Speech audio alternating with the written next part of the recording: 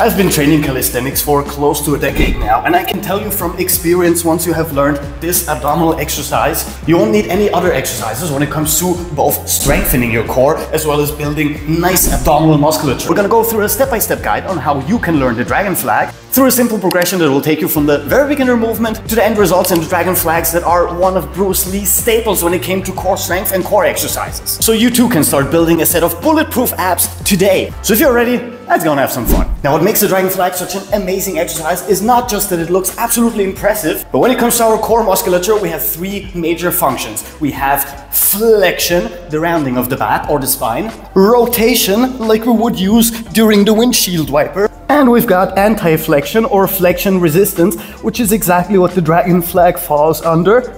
And while it does help you train flexion, and it can help you train rotation if you want to add that to the exercise, what it does best is help us train our transverse abdominis, which leads to having this snatched waist and this very strong core musculature, which leads us to get this V-shaped, more aesthetic body form, while building the strongest core you can possibly imagine. Not to mention that we are training our latissimus, which is the muscle responsible for the pulling motion in an overhand pull-up, our triceps, which is responsible for arm extension and makes up the largest part of our arms, leading to an even more aesthetic physique, as well as our quads and our hip flexors, which we need to avoid from folding backwards as well as forward in our hip to either compensate for a lack of strength or losing form. This means the dragon flag will require your entire body, pretty much every single muscle fiber in, to be fully engaged so you can go through the entire exercise with good form. So here's how you know you're actually ready to go directly into the dragon flag progression. If you can do strict controlled leg raises. Bonus if you can do the same thing on a pull-up bar, moving all the way up and aiming for about 10 to 15 repetitions of those without exhaustion. If you can do at least 3 to 4 latissimus dominant overhand grip pull-ups, which will help you build the necessary strength both in your lats as well as in your arms to hold this exercise without getting hurt, and holding a nice hollow body hold for at the very least 30 to 40 seconds. Bonus if you can do it while hanging, but it's also enough if you can do it while laying down. Once you've got this down, you're ready to jump into the very first progression.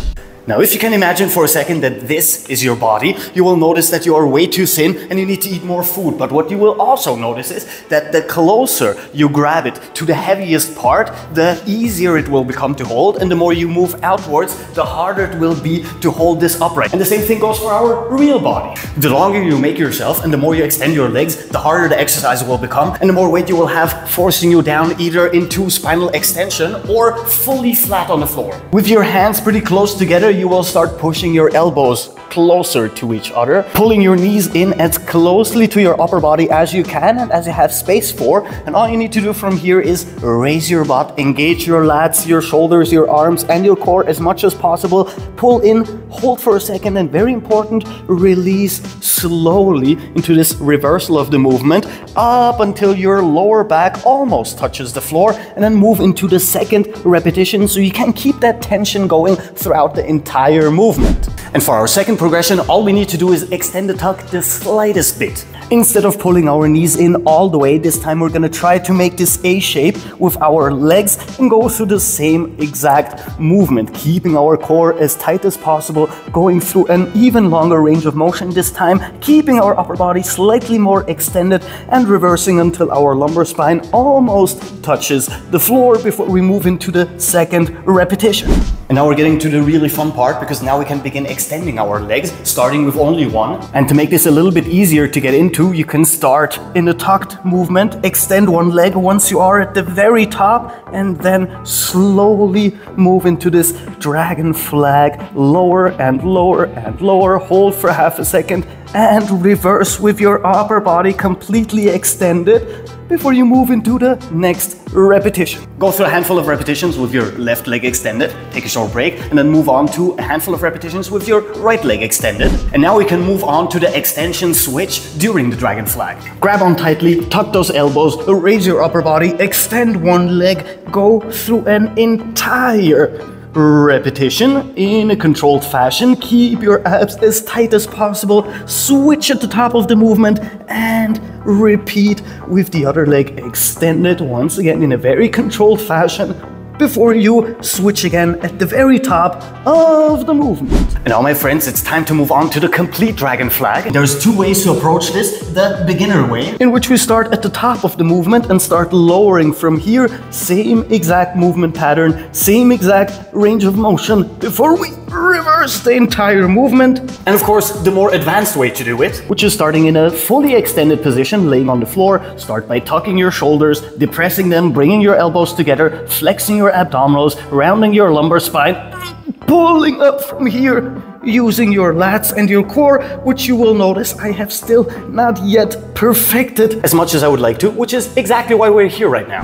And this brings me to the most common mistake when it comes to the dragon flag, and that is the banana back. Either flexing in your hips, which makes this exercise a lot easier because you're not fully extended and you're compensating for a lack of strength through bending in your hips, as well as spinal extension, which means that you are losing your grip like so before you lower down fully. And to avoid falling into this mistake, you can focus on one simple trick. Flexing your abdominals to flex your spine and pushing downwards will help you avoid that. Going into the tiniest bit of lumbar flexion. So here's how you progress through all of those exercises. When it comes to strength, we are much stronger during the lengthening phase of an exercise than we are during the contraction phase. And the same thing goes for the dragon flag. Starting your exercise from the bottom, like so, will always be harder than starting it from the top. Even if you're strong enough to go through an extended movement, starting from the top will still be easier. Moving to the lengthened position, slowly, carefully, until you fully lose control, you fully lay down, take a short break, and move into the next repetition. The slower you can go through this movement, the stronger you will become, and the longer you will be able to hold the middle part, which brings us to the next level. Getting into one of our starting positions, we will now try and hold statically at every single level. Hold for a handful of seconds here,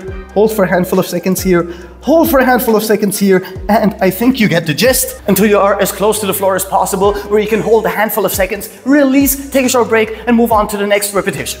And for our final level, we'll start going through repetitions. Get into the starting position of whatever level you're at. If you're still at the very beginner level with a fully tucked dragon flag, don't worry about it. Start from the very bottom, move through the very long range of motion you already have worked on, and reverse it slowly in a controlled fashion with your back fully extended as close to the ground as you can. Hold for a second and move into the next repetition, working your way up to 8 to 12 of those, taking your first rest and then moving on to the next set. Which means that now you have a complete blueprint for every single level, starting with the tucked level, doing only negatives, doing negatives while holding statically through every single level of lowering, going through full repetitions. Once you have mastered the tucked level, you can move on to semi-tucked, go through negatives, go through isometrics, go through full repetitions, move on to the one leg extended, and so on and so forth. And here's a very small bonus, just so we can say we fully bulletproofed our abdominals. You can start adding rotations, so we can work on our obliques as well. Go through, once again, tucked and short ranges of motion, starting with the negatives and move through the exact same progressions we had for the classic dragon flag. Now, as you can see, I'm still working on this myself, and just recording this thing took about 90 minutes, and my abdominals feel absurdly pumped through having to go through all of those repetitions, even though 80% of it were beginner-friendly exercises. Which means that if you're truly motivated, you might already be able to do a completely perfect dragon flag way before I can. Now, if I've missed anything or you still have questions, drop them in the comments. And if you like the video, and please subscribe. We do stuff like that almost every single day, which means that I will see you tomorrow. So until then, Captain Cairo,